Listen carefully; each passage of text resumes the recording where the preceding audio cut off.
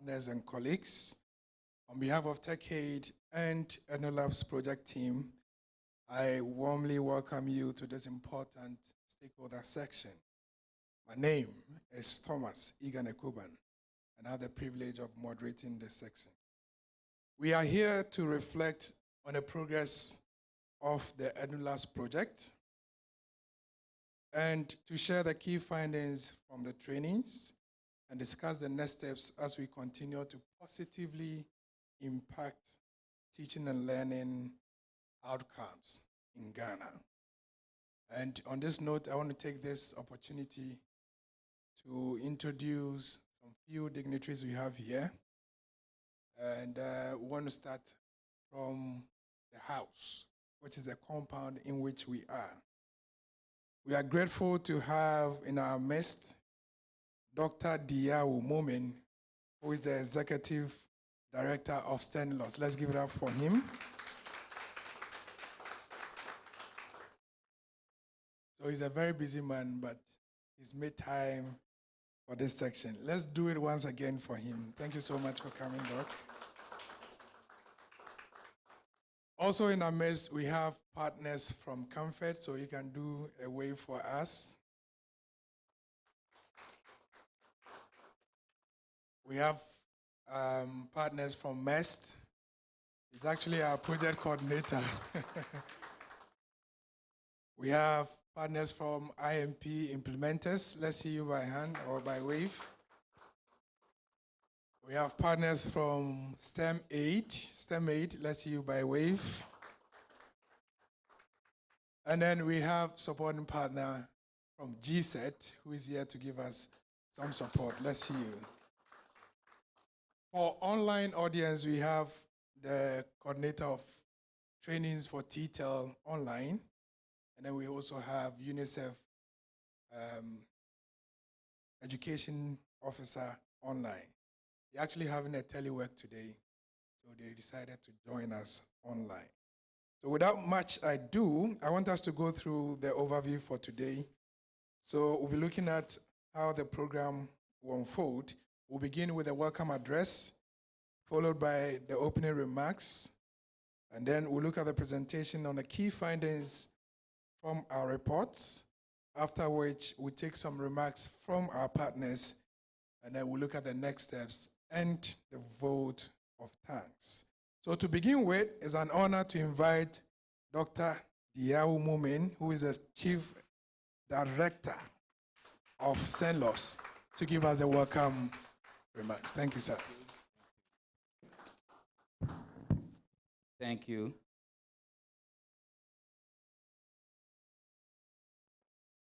Our distinguished partners, colleagues, ladies and gentlemen.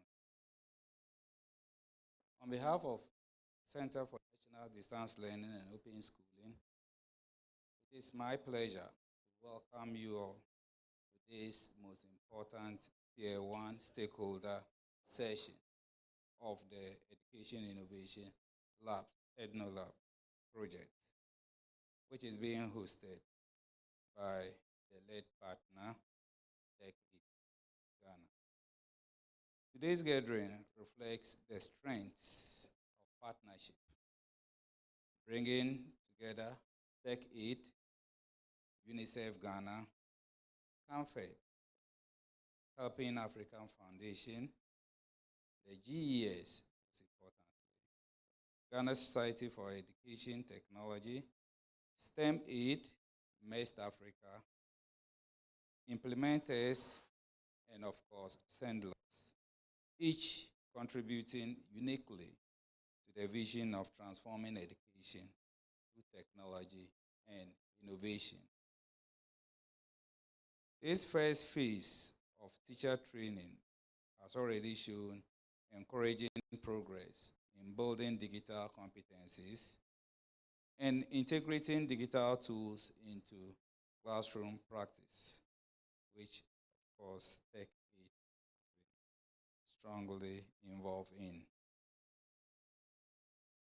This session provides us with the opportunity to share lessons, gather insights, and chart the next step together.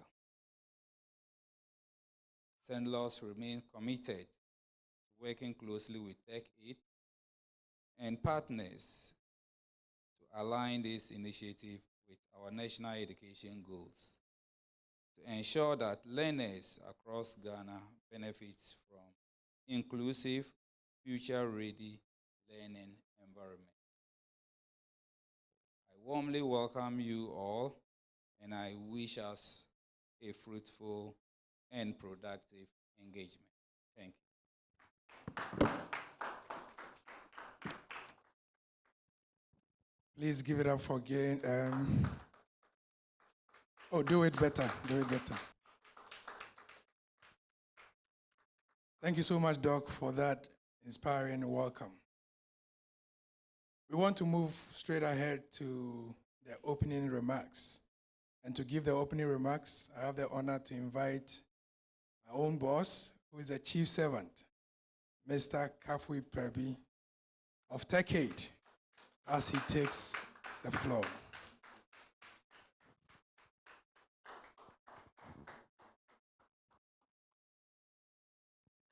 Thank you, Thomas. I am excited to be here today. I love small beginnings. It's very beautiful when I see it. Because when it starts big, it's not nice. It ends up somewhere else. It's the small things that become really big. So people don't really catch on. It takes a while, and then by the time they catch on, they've moved on. So I love small beginnings. But I want us to look at how we are transforming education together as a team. So I'd like to say good morning to everybody here, all distinguished partners, educators. You're welcome. Now, I stand here with immense pride before you today to celebrate the successful completion of our Tier 1 training and the Education Innovation Lab project that we all touched together. What we've achieved together represents more than just a training milestone.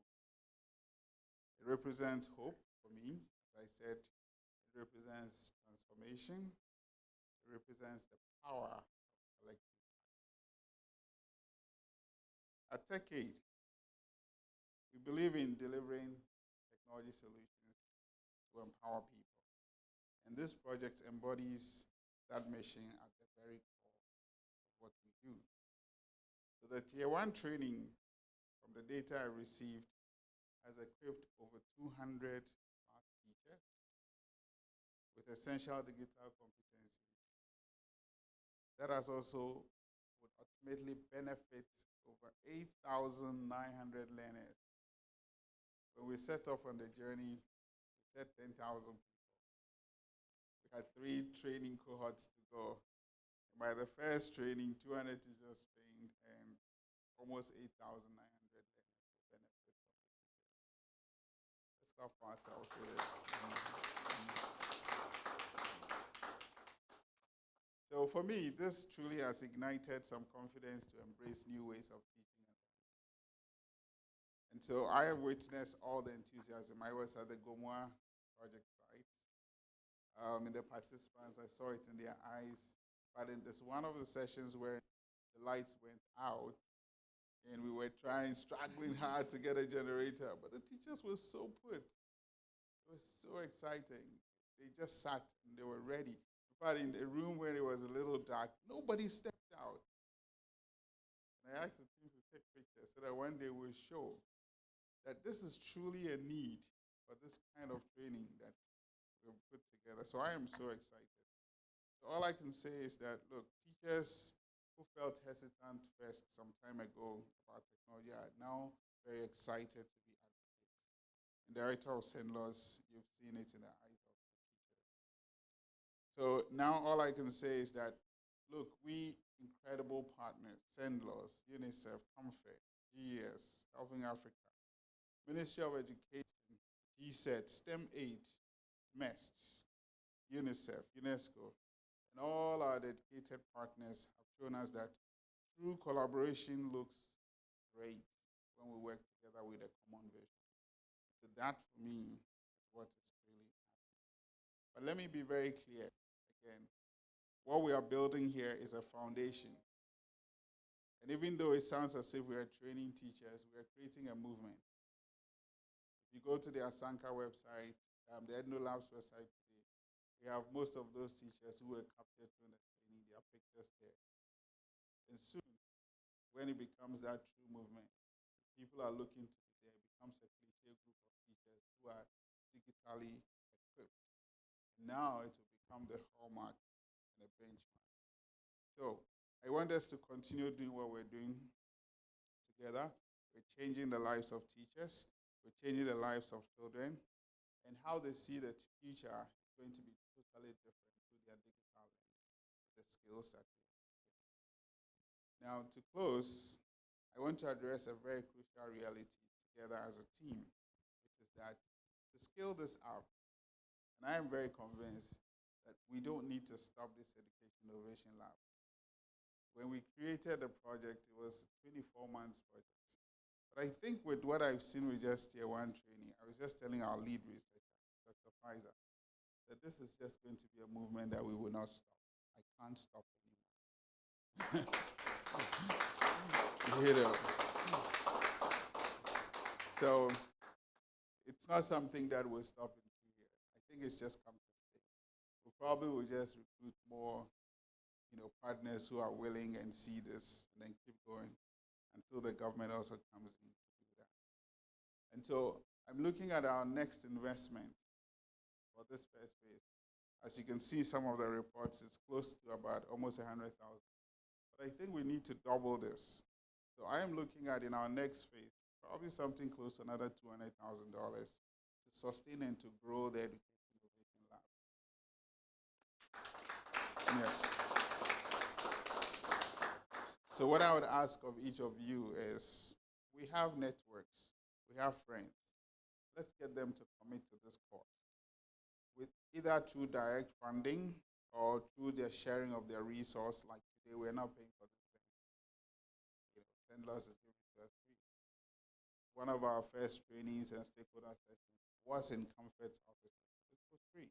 So it's truly a collaborative project we're doing. Nobody is paying for anything. But I think what I would like you to do is that share this good news with other people, and so that we can share the resource, we can get direct funding, or connect us to people who share this vision of impacting education. Together, I think that we can really translate and change how things are done in the education space. I really want to thank all of you for your partnership, your dedication, your belief in the power of transformative education. Let's continue to work together to build a future in education with it. Thank you all.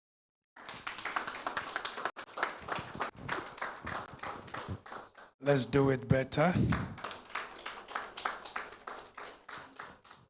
So his final words was that let's continue to work together to change the future of education of this country. Can we do it again for the chief servant?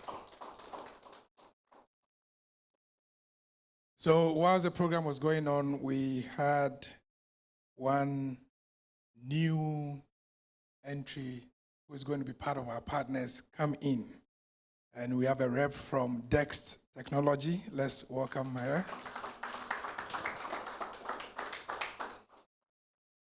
So they are part of it already.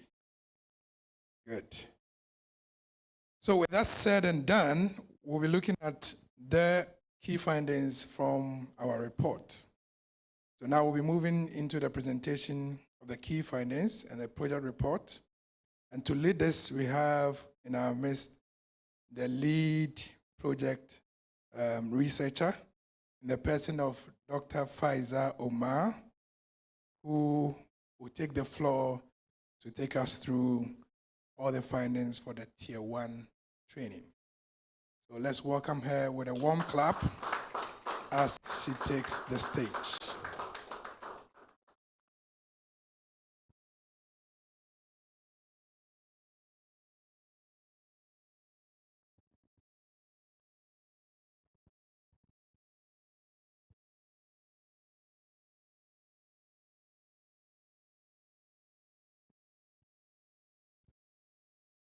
Good morning, everyone.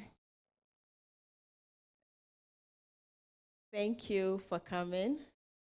We are very grateful for the support for this important project. Many years ago, before I went into academia, I was doing development work in rural places in Ghana and parts of sub-Saharan Africa. And some of those communities that I visited with Ednolabs projects were places that I was familiar with. Then, in 2005 to 2009, we're looking at having school structures.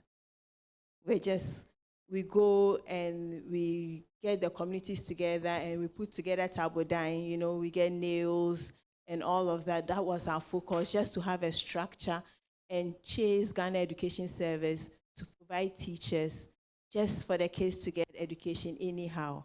But today, over 10 years, we are looking at, I never would have envisioned that some of those villages would have computers. So visiting those communities and seeing computer labs, teachers being trained, for me was an eye-opener, was an important and needed intervention. And the result even told me more that we had qualified teachers in these places, which is amazing. It's something that many years ago wasn't common. You end up with people who just want to help these communities and teach without necessarily having the educational background too. So that, for me, is inspiring and encouraging. Thank you. So I'm basically going to quickly go over the Ednolabs project, which we planned, and then go through the objectives of the phase 1, which we have just completed. The report is almost ready, and then the key findings and the major impacts so far. All right. Phase 1, no, that's not phase 1. This is the first.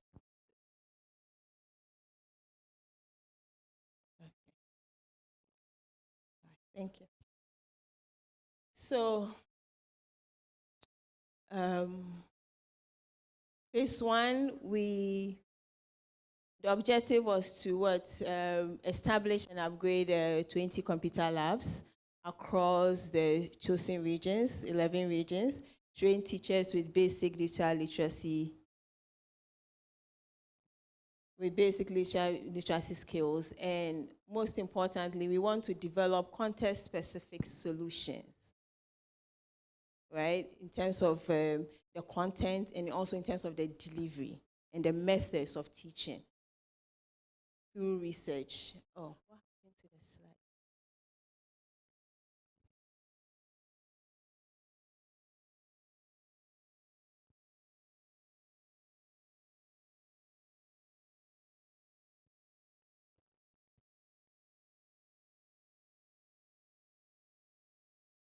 Okay. That one, all right.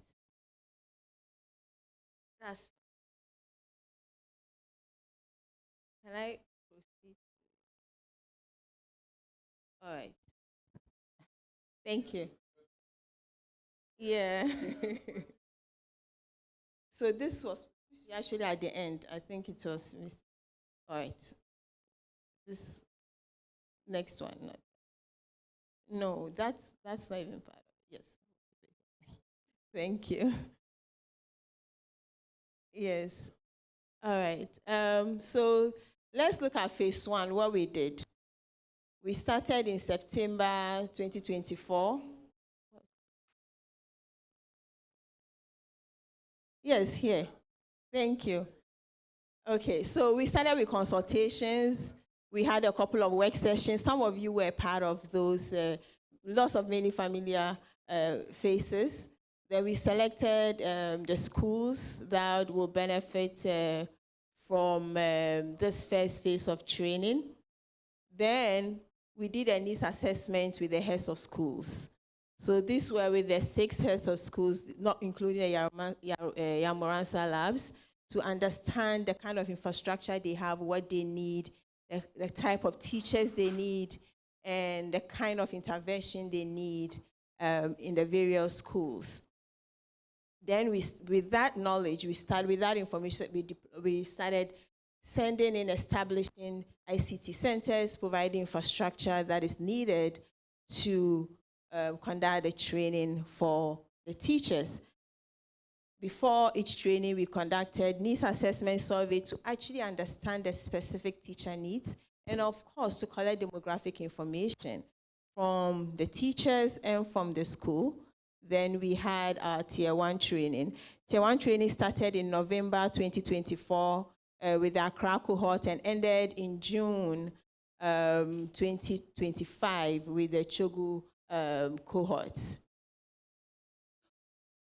We had 207 teachers across 95 schools that participated in the training. Of course, the surveys at the beginning, distributed at the beginning, were not everybody completed it, and we didn't force everybody to complete it. So those who consented, 189 out of the 207 consented and completed the survey, giving us about 91% response rate, which is very huge and actually shows a good representation of the impact. We have 7 cohorts in 4 computer lab locations. So we had Accra, Gomoa Brofo, Gomoa Achenfo, Bogoso, Boma, Chebi, and Chogu. So 2 of these 4 training centers, 7 cohorts, 2 of these training centers are Yamuransa labs and 2 are school labs, Accra and Gomoa Brofo. And the Yamuransa labs in Chebi and Chogu. All right.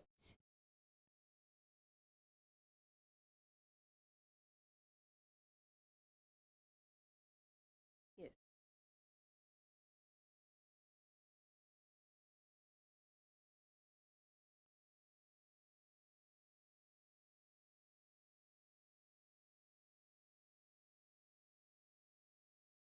Yes. Thank you. Oh, I can do that.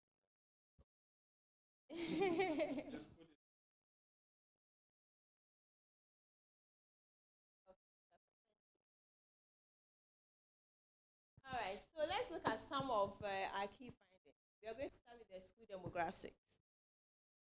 We had 95 schools, 58 of them are public schools, and then 26 are private schools, and then we have 9 that are a mixture of private, public schools.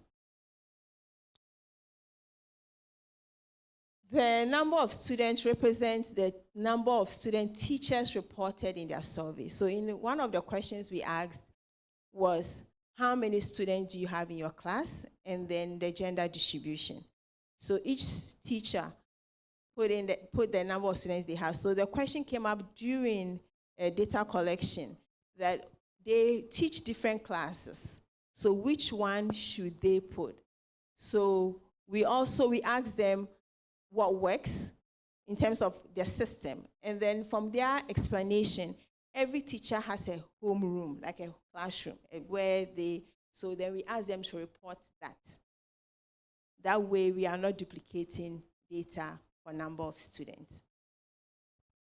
So the difference, the male and female ratio is actually very close, with more female students in all the 7 cohorts. And you could see places like Gomoa having, Gomoa Achenfo having more male students, but in general, the distribution of female-male is close. Accra, Gomoa are standing with more female in Accra and more male in Gomoa. But in general, we have about 46% of students, male student population, and 54 female student population from the schools and bear in mind, this is 189 respondents. Those other 8 who didn't respond to the survey wouldn't have put in the number of students in their class. So the number could even be more if you look at what the students that are benefiting from this teacher training. All right, so let's now look at a demographic of teacher. There are more variables to this, but we'll present this. We have the grade levels, what classes they are teaching, and the subjects. So we also analyze the subjects for each of them and their skill levels. Sorry, I forgot I was.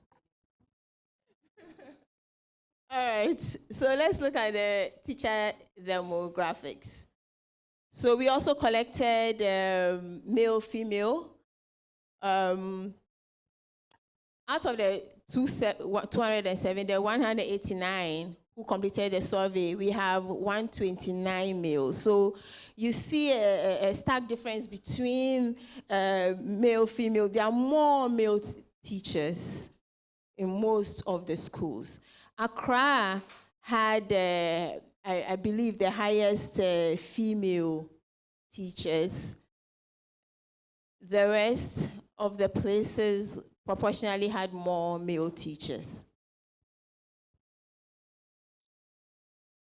And their level of education. This was an eye-opener. This was a result I wasn't expecting because of my previous experience with the qualification of teachers in rural places, and most of these communities are rural places. We have a few peri-urban communities, like we have the Accra, Dansoman, the ones in Medina, Cape Coast.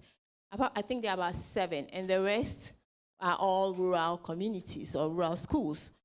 So looking at the number of teachers with undergraduate degree tells you the impact you can make. Tells you have the right human resources to equip with knowledge and skills to make a difference. 101 out of 207 have a diploma. That is huge for rural communities. And we have 18 masters. So keep in mind, some of these undergraduates are master students, but their last degree is undergraduate, so we put all of those. The same way with the masters. Those 18, one of them is a PhD candidate. Yeah. So that tells you that those teachers are hungry to learn. They are educators, and you just need to equip them with the skills. We all know, I'm a development practitioner. I teach sustainable development, economic geography, the global economy. We all know the greatest assets we have is our human resources. And here, with these communities, we already have them. It's up to us to make the impact through our trainings. All right, so this is just a visual representation of the gender, teachers, and male, female among teachers. So one of the recommendations in the report is to increase the number of female participants, but also it depends whether or not there are even teachers, more teachers within the school. So that's something we could look at. All right, now let's look at infrastructure. So 3 key themes emerged in our findings. One is access to infrastructure, the challenges and all of that, whether it's available or not, what challenges exist, hardware, software. And the other is digital literacy, and then also digital literacy training. So let's look at infrastructure. So this question asks if your school has access to ICT infrastructure. So you could see the yeses, Accra. You would assume that in the cities, they would have more access to ICT infrastructure. But looking at the 4 schools in Accra, majority said they have very limited ICT infrastructure. And look at Goma Brofo, a rural. The difference is even huge, right? And I'm very sure from this, from the training we did, we established a new lab at Groma Bofo. And a lot of the participants were referring to that new lab from the EdnoLabs project as the ICT infrastructure that is there. So without that ICT infrastructure, the number would have been much, much lower than this. Then Gomoa Chenfo, also ICT lab, Tech Aid project, Bogoso. Here, what is striking about the northern one, Chogu, is that we have the Yamuransa lab model, Yamuransa model labs that are serving many schools within the communities. And a lot of teachers from different community schools were part of the training. So they have access to that infrastructure. But let's not allow this to confuse us. Majority of the rural places don't have access. This difference is because there has been an intervention that is working in those places.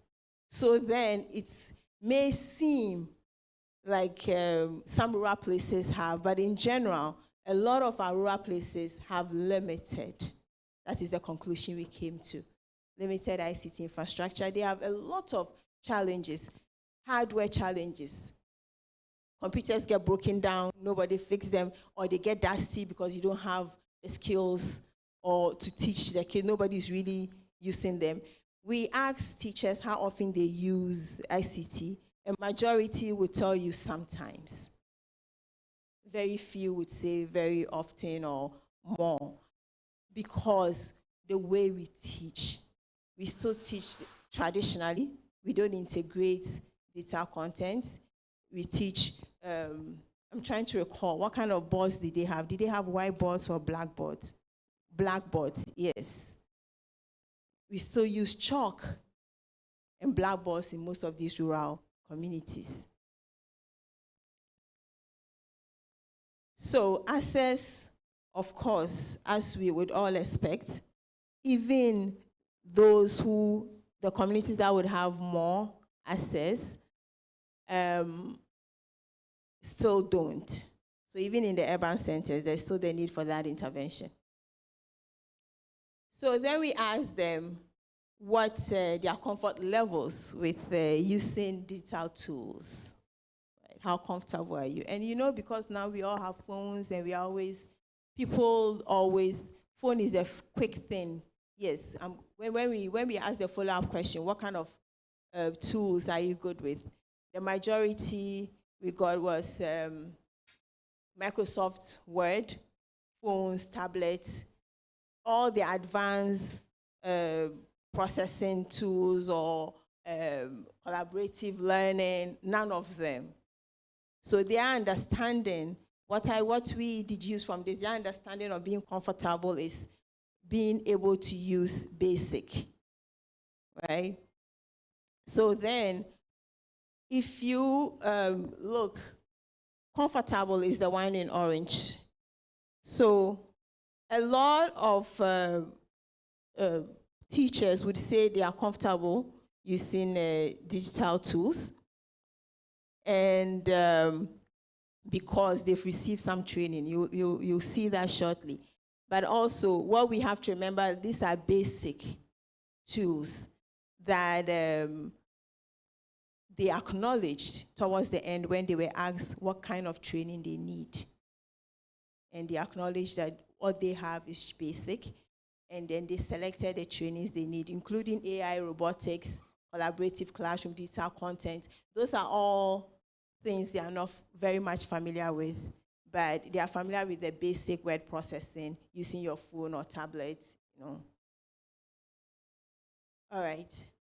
So then we realized that most of them have received training. So yes, have you received adequate training? The green is the yeses. And because of the ICT infrastructure and the Yamuransa labs, you could see the difference. Those Yamuransa model labs where training happened, the teachers have access to an ICT center, and they have access to some training. So you see in Accra, for example, majority reported not having adequate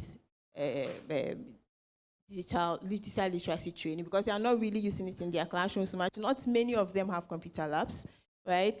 And then mostly those model labs would have more access, so they have received more training. But withstanding that, we concluded that from the data, of course, the rural areas have less level of digital literacy and then ICT infrastructure. But also, all participants said they require training. Every single person that responded to some of the questions we asked about, do you have digital literacy adequate training? They'll say yes, and then they'll add, because we had an option to comment, they'll add, but I need more training. So there's a section you choose. Need more training in this, need more training in that. So even the yeses were responding, needed more training. So in the end, when we asked, do you require training? Would you like to be part of Tier 2 training? Everybody said yes. So that tells you that we can't stop. And I'm glad Mr. Prebi said this initial 2 years is going to go beyond that. And we are all happy for that. So thank you. It's needed. So let's look at some of our impact.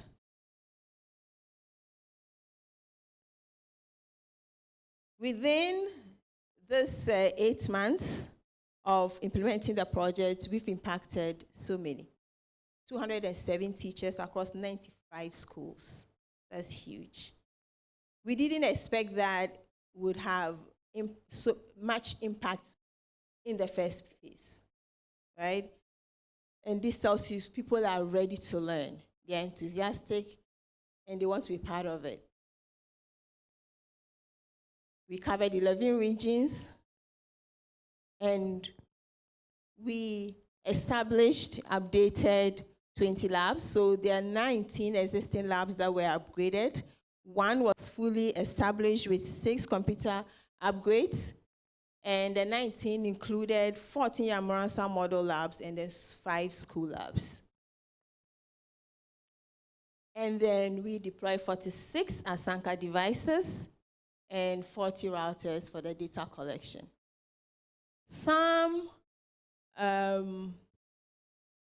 Something that was interesting was the number of students that would potentially benefit from just one training session.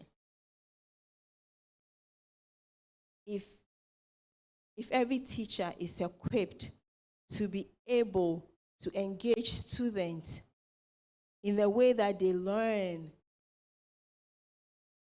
and enjoy learning and think critically and become problem solver, you can imagine the impact as a country. Because some of our issues are the lack of adequate problem solving skills and critical thinking. And you see that even at the university level.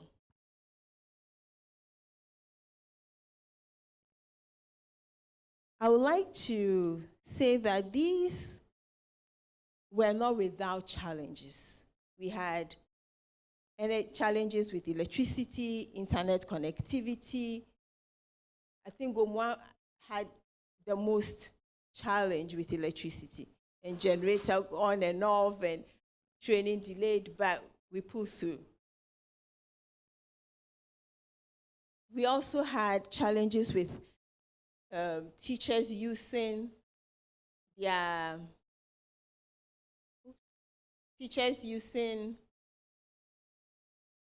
phones to complete their surveys, and it's delayed. And because we had issues with the labs, they couldn't use the computers.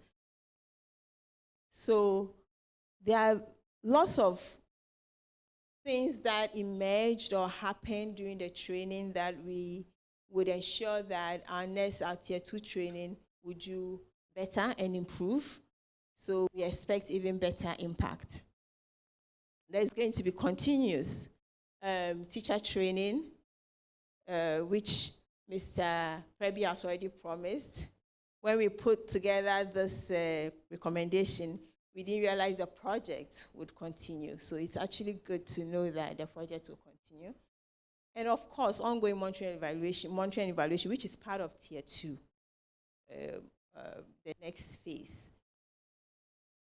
And provision of reliable energy, options like solar energy in the future. Those are some of the interventions that would help, because if you finish training and you leave and they continue to have power problems, they will not be able to use the infrastructure.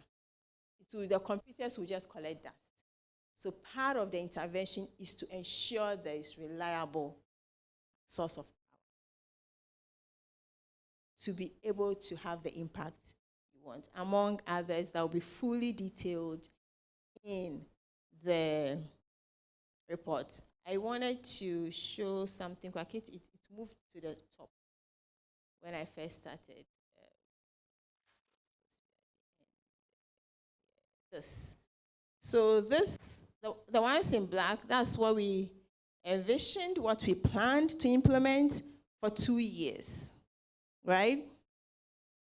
And less than a year, with just one phase and just one training out of 3 trainings, we are almost reaching our goals. For some, we've surpassed. So initially, our goal is to reach 10,000 students, and we are almost reaching 9,000 students with just the first phase. 207 teachers. So we are hoping to duplicate this, because our goal is to achieve 1,900 plus, but some of these teachers will become trainees, that they will train other teachers. At Sanka, we wanted to distribute 20, we've distributed 46. Let's give it up for that. That was more than what was anticipated. More than 50%. Then the EduLabs, we are getting there. There is a new one coming in Gomoa. Is it Gomoa Achimfo? Yes, that's going to establish. This one is a 19-seater lab in Gomoa Brofo. And so far, we've reached 95 schools, but I'm sure that we'll reach over 205 schools by the time we are done with this level of impact we are making. And we are setting up the last region in the Savannah region. We are setting up the lab. So we'll soon reach our target of 12 regions. All right. Thank you. And I'll leave the next steps for Gerald to discuss. Okay. All right. Thank you. Questions? Are there any questions? Yes.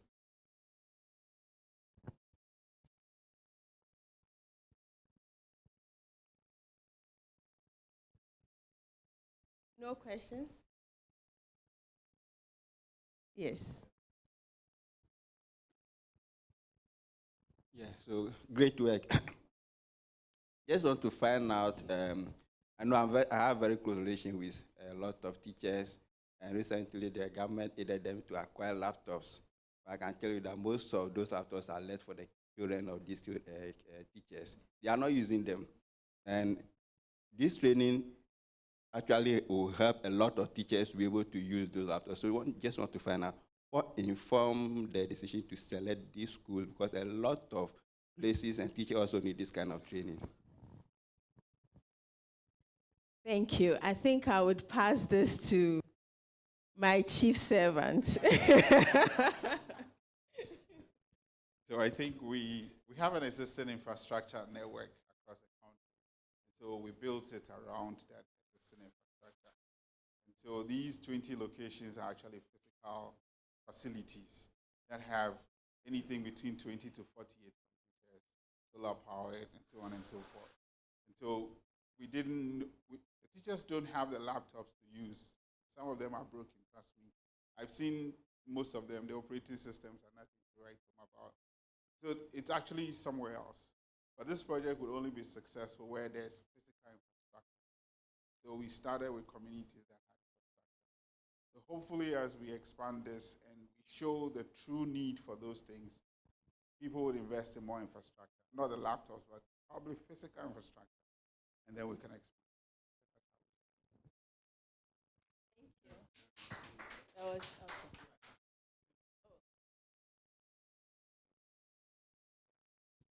Okay, so mine is around the bit around having to train more teachers. I just want to check in. So, for instance, looking at the second phase, are we looking at the same set of teachers that we are going to give a top-up training to, or is going to be a new set of teachers that we are going to train? And then maybe based on the response, then maybe I can ask, is it going to be the same set? Okay.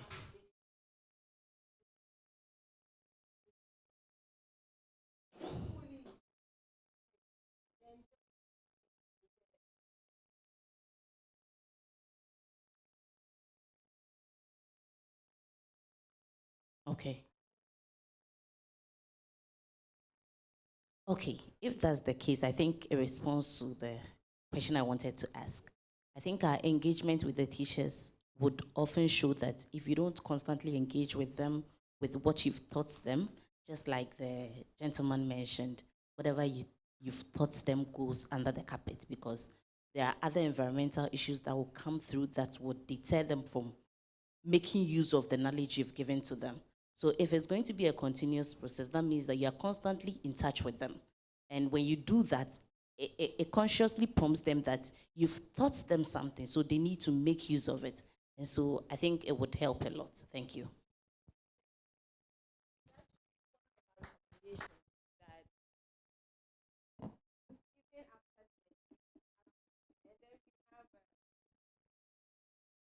Oh, yeah, sorry. And then we have the Asanka has an installed matrix that is actually taking records. So the tech aid team is able to tell if the digital tools are not being used, if for a whole week nobody has used it. So that would inform us about the next steps. And I'm sure that with the project continuing, I'm sure. Yeah, so just to add to it, we have a community where all the teachers are. So we constantly communicate with them. And then if there is any new updates, new things to be taught, we put it on the, we have WhatsApp communities. And then we also have on our EndoLabs website, we have them there and they can take information from. Great. Just to add, if this works, I think it would fall in line with Mr. Perry's point where we are building a movement. And the first set of groups should be our impact story to share. So if we get it right, it would help in holding the movement in the future. Thank you.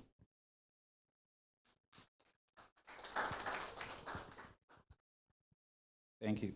I just wanted to find out one of your slides when where you were comparing the literacy levels in terms of regions. Yeah. Where Greater Accra or I think is the yes, that one. Yeah, exactly. Yeah. Where Greater Accra in most of the urban areas had low literacy level, if I may put it, training. Yeah, is it that because these urban areas, the opportunities are there for them to be trained? So is it that there is a brain drain? Is it that after training they move to private schools, or they are waiting in quotes, to be trained for free? They are not making the efforts because most of the rural areas, some made effort, but there are no facilities. But urban, we have them. So what might have informed that graph, if I may?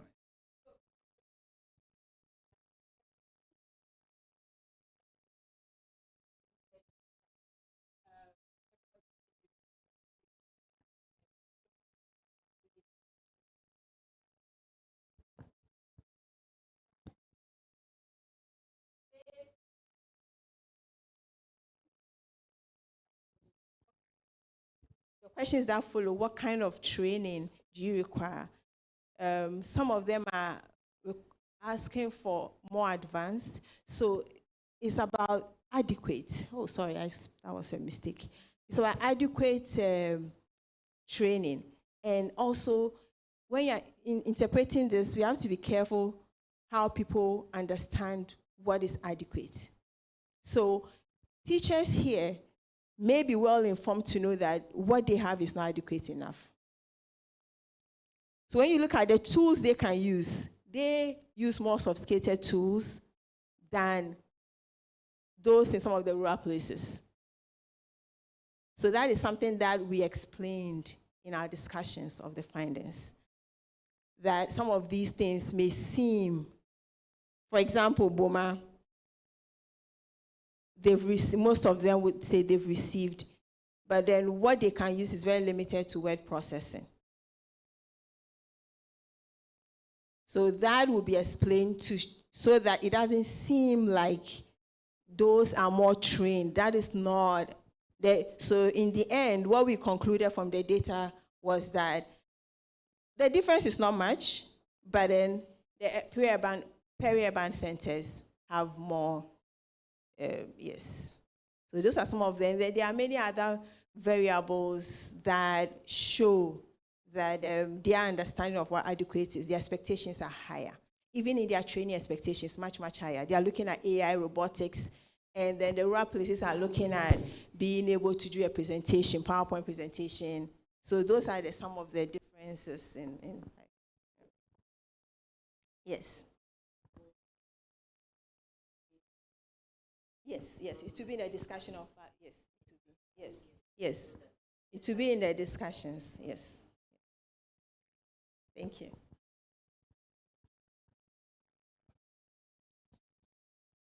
Right, let's give it up for Dr. Faiza Omar. Thank you so much for the insightful data. I'm sure our comfort rep is asking more questions because they want more females to be in the equation. All right, so as the program was going on, we had one key personality in the EdTech space join us, in the person of Mr. Kwame Nyantuama, who is actually the Ghana EdTech Alliance president. Let's give it up for him.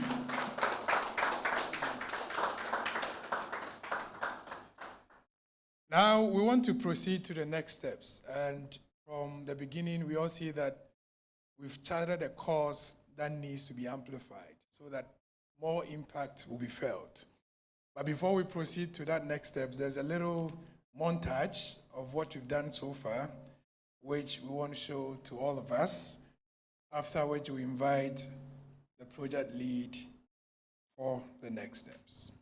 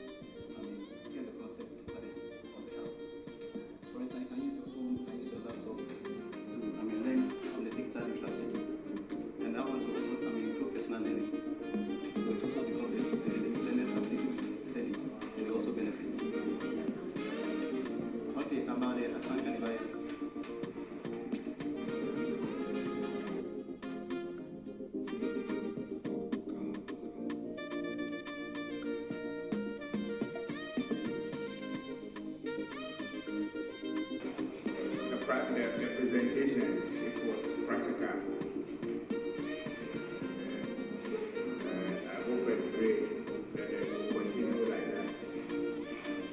is what I saw yesterday.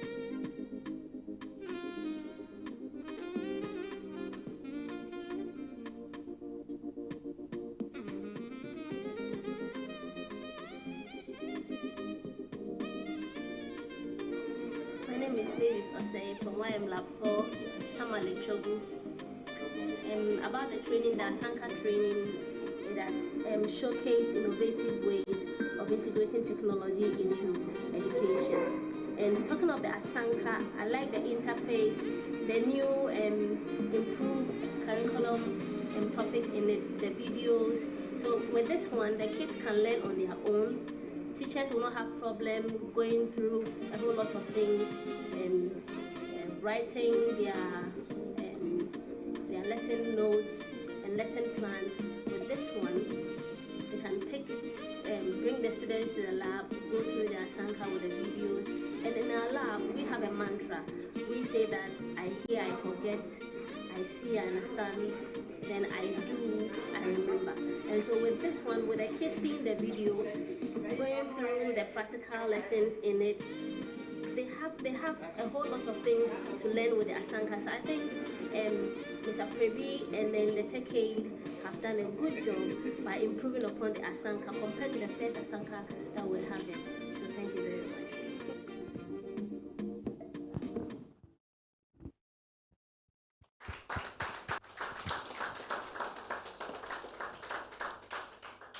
So tell somebody this is just the beginning.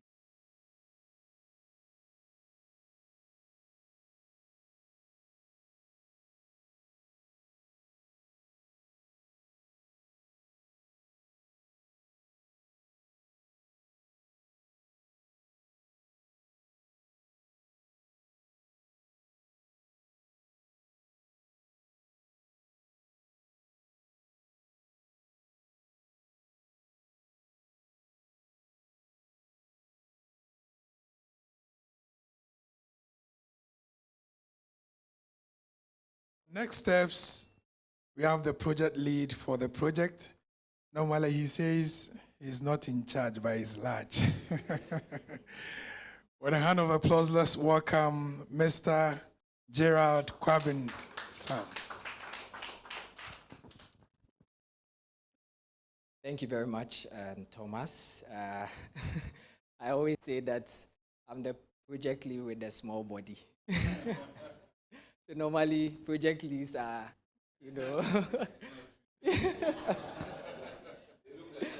yes, they look like Thomas. But so far, so good. We have been here and we have done so well since the beginning when we signed off the MOU, and we are now here with the training session being done.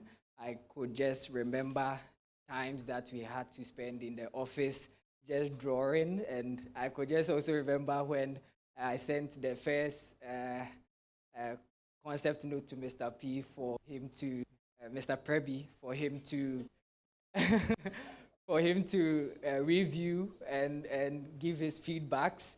And today we are here, we are done with the phase 1 of it. I think we should give ourselves a clap.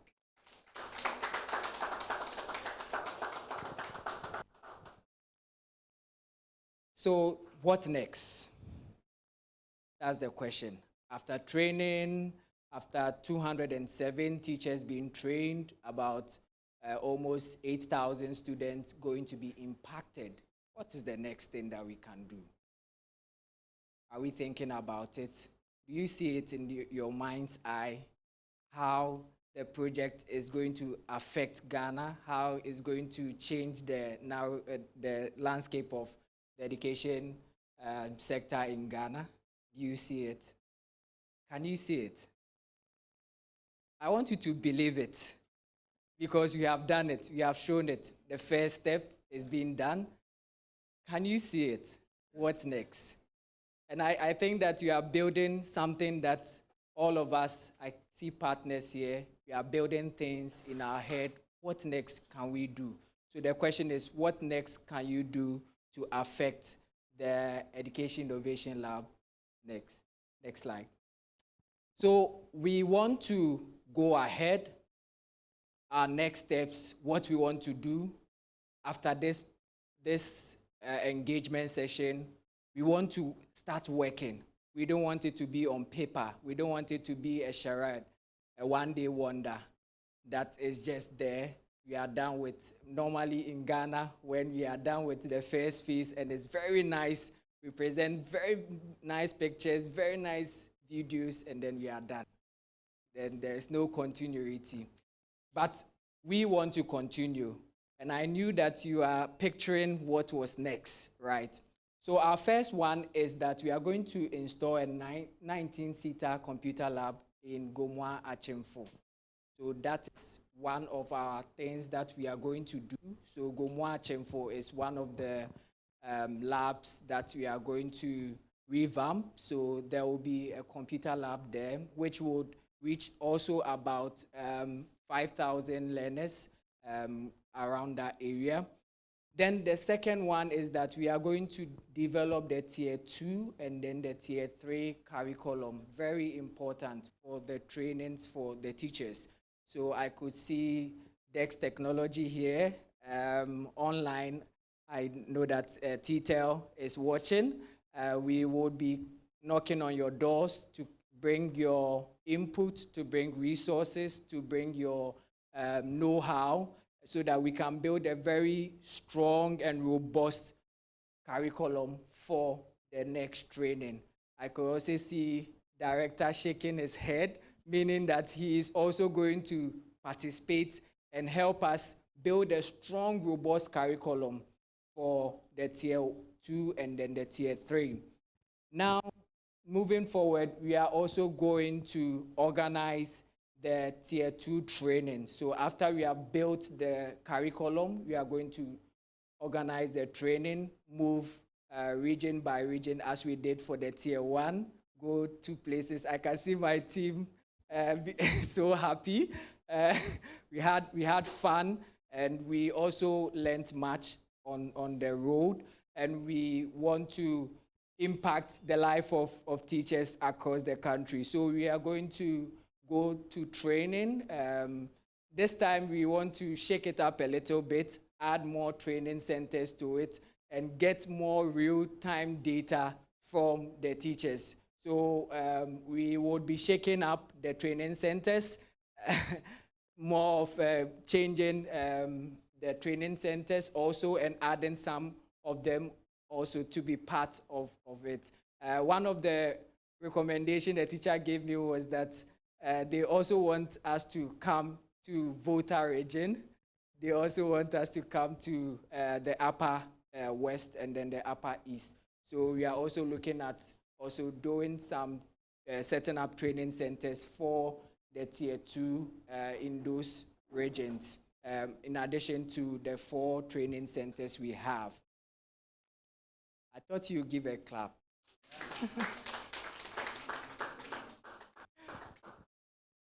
Yes. And then moving forward, monitoring and evaluation. This is one of the critical parts of the project, monitoring and evaluation. The more we get the real-time data through monitoring and evaluation, the better the project. So we will be embarking on monitoring and evaluation. We would use the community centers, the community training places. We'll also use the community WhatsApps. The stakeholders will also be added to these community WhatsApps and social media platforms, where they can also contribute and also engage the teachers and the partners on the community. We would also be visiting schools. Some will be impromptu, and some will be also planned, just to also take data. I can see Emmanuel is here shaking his head with the Asanka team. We are going to collect real-time data using the Asanka Cloud account, and also will feed into our monitoring evaluation. We recently also started deploying 40 routers, where we would use these routers to pick data from the Asanka real-time and share with the partners. I thought you clap. Yes, because this is a big feat and a huge tax for a small team like ours. We're collecting a lot of data. You could see from Doctor's presentation, if we showed you the real report, I don't think any of you can hold it because there's a lot of books and a lot of pages. So we would, the project is having real-time data, so we will be continuing with monitoring and evaluation, collaborating with our partners, UNICEF, CAMFED, CENLOS, GSET, STEMAID, and MEST Africa, and then we also have GES, and we also have CAMFED, and the Ministry of Education. And then finally, I see Danny watching me. He's saying that always we leave implementers behind because they are more of our backbone when it comes to monitoring and evaluation. So we'll be coming to Danny and Richard, implementers team, to help us push the monitoring and evaluation for the project. Then finally, we will be generating impact reports. So for this project, we have 6 reports and 1 white paper at the end of the 2 years, in which my boss just rightly said that we will be continuing. So I think it's a good time to clap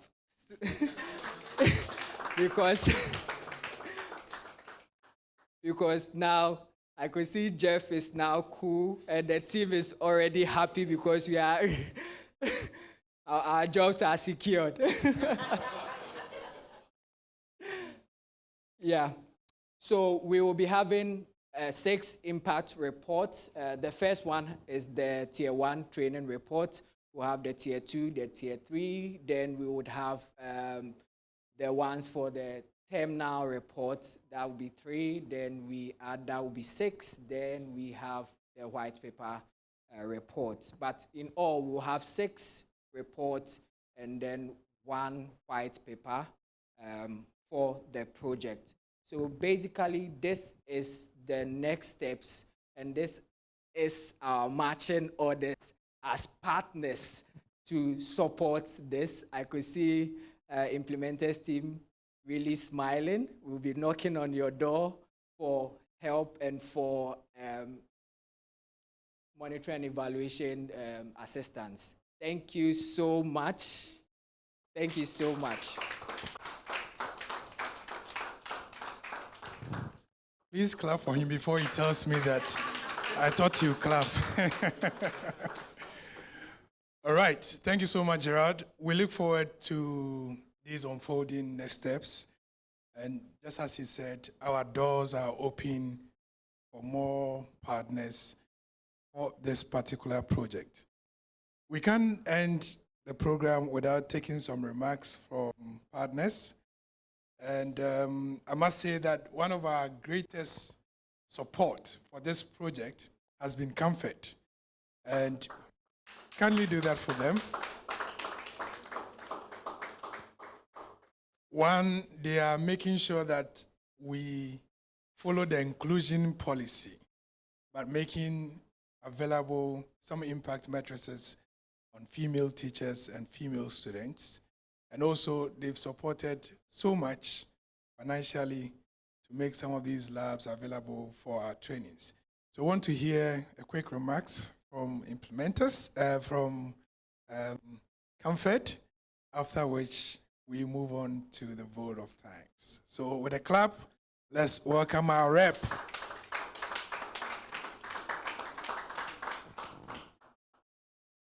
Thank you very much, Thomas. What do I say? I think generally, CAMFED's main idea is to ensure that the vulnerable are reached. And so the idea of supporting the vulnerable young women or the girls in school and then there's that adapt to our technology. Why don't we hop to it? Because we are in an era where technology is key. And so we are looking at young women becoming empowered, becoming leaders of our nation. And if we don't add technology, we've missed out on the support we are giving to these young women. That is why, for us, whatever tech aid, whatever EdnoLab is doing, you see us buying into it and then trying to provide the human resource, which are the schools, the teachers, the students, as well as the funds to provide these resources. We might not have the expertise that our partners have. So it's key we partner with them to provide the support. And so for us, we look forward to the tier 2, as well as more schools joining, especially our partner schools that we work with. So that at least when we are counting in terms of the impact we are making, technology features in there. Thank you very much. Thank you for that insightful remarks. So be rest assured that all your schools will be in there. Great. Now, for every successful beginning, there's an end. And for every beginning, for every alpha, there's what? An omega. We want to quickly be wrapping up to give some word of thanks, but we still want to have some partners give some remarks. We have GSET in the house, and GSET is represented by our friend Albert. Want to give a clap of friend as he comes. Albert.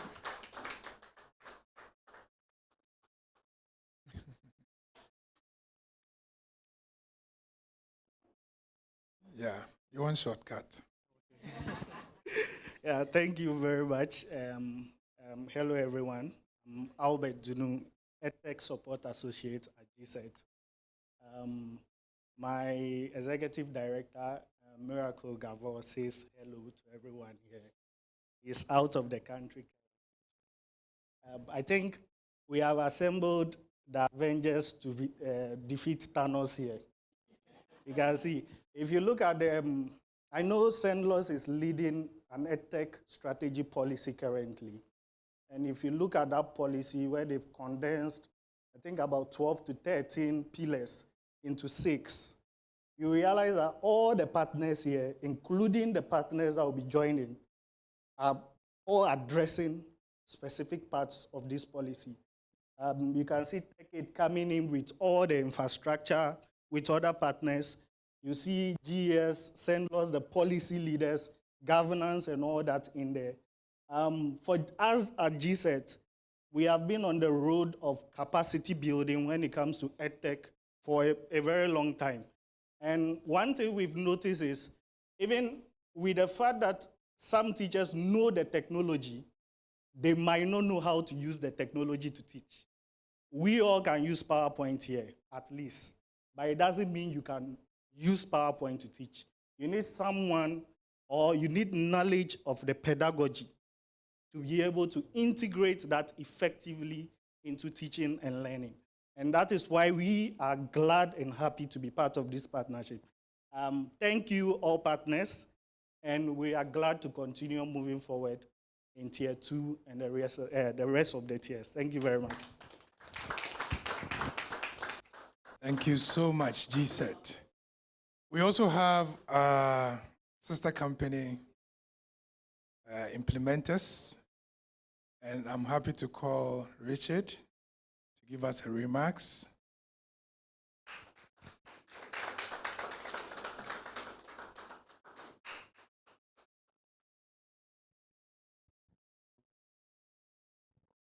Okay, thank you very much. Implementers has been part of this journey, and the inclusion of our labs in the whole program has been very beneficial to us, because there has been more training for our center managers who are serving several schools within their environment. And the addition of this new knowledge and the update of the Asanka is also improving the outcomes that the Yamransa model program tends to achieve. So we're also very grateful for TechAid, our sister partner, for including us in this program. And we are looking up for more things ahead. Like Gerald said, for the monitoring evaluation, as managers of the YM Lab, this is something that we are doing. So we are ready to help and support to get to the outcome that we all look out for. Thank you. Thank you, Richard. So with the project, there's another section we have not really highlighted, but that will be captured in our report. And that is intentional STEM training. And we are doing this together with STEM Aid, who have actually helped us with many STEM kits to make sure that the teachers don't just receive digital skills, but they also get some STEM trainings. So I want to invite Nelson, who joined the team from day one till they finish, to give us their remarks. Nelson, you have the floor. So in the team, they are called the Gen Z trainers. Yes. Thank you very much, Tom. So my name is Nelson Aniba, the Programs Outreach Officer for STEM Aid Africa. So we've been with TechAid on this journey, and we are happy to be part of the journey.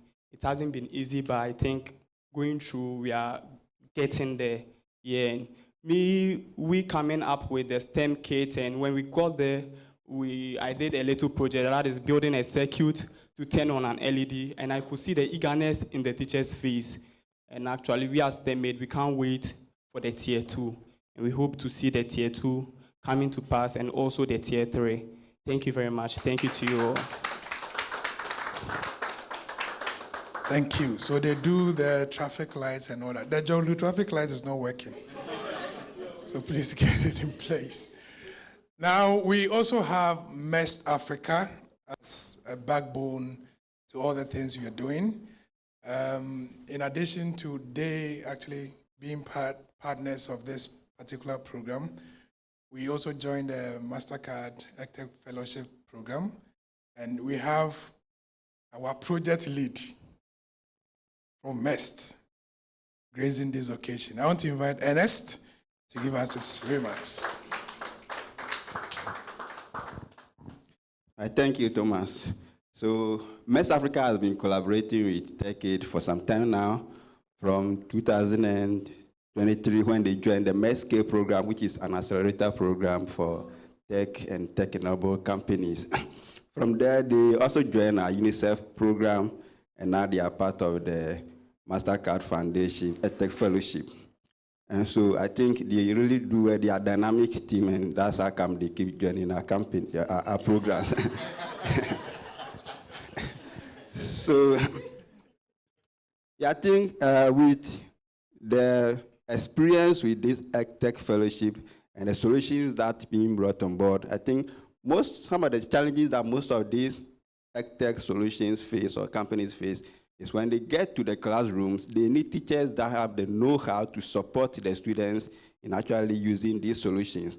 And so it's great that TechAid is taking the lead in training these teachers so that when these solutions get to the classroom, they will have somebody who is able to support them to actually use these programs. And I'm also happy that they are not only training, they're also providing the infrastructure. Because another challenge is when you get to this classroom, what is the infrastructure to also back some of these solutions? And so it's a great way they are doing. I'm very happy that they said it's not ending, but to continue. And MEST Africa is all ready to support them in whatever way we can to get this program successful. Thank you. Thank you, Ernest. I hope you captured the last statement. It's very important. It's on record. That's great. All right, so I want you to shake somebody by you and tell the person, thank you so much for coming today, as we invite Ms. Mutala to give the vote of thanks.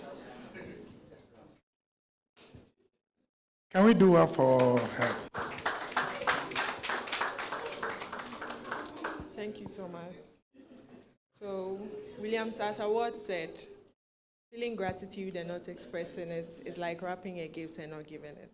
So on behalf of TechAid and the entire EdnoLabs team, we extend our heartfelt gratitude to each of you for joining this stakeholder session today.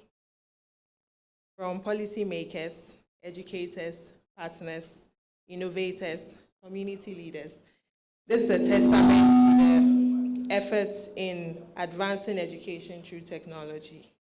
Special thanks to our partners, Helping Africa Foundation, SendLoss, GES, MEST, UNICEF, CAMFED, implementers, GSET, and STEMAID.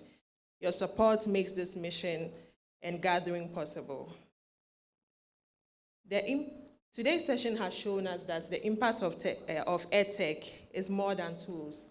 It's a pathway to opportunity.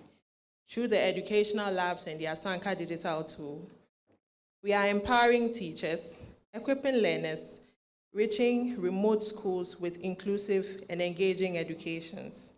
Now, let's carry this momentum forward so that every child, no matter where they find themselves, benefits from technology in their learning journey. Once again, we say thank you for your presence, your contributions, and your commitments. With your continued partnership, the future of education will be brighter, inclusive, and technology-driven. Thank you.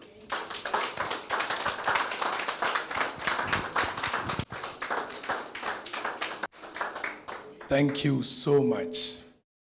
So we have come to the end of our section today, and we'll be taking some photography right away. We want to also thank the landlord for giving us this place. We are very grateful, Doc, for your accommodation. So quickly, we want all partners to get ready whilst we... Paparazzis, are you ready? Are you good? Great. So based on order, we'll call for the photography section to happen. When we close, there's a packed lunch for everybody, and then it's time for us to network and also share some pleasantries. Thank you so much for coming, and may the Lord bless us all. Amen.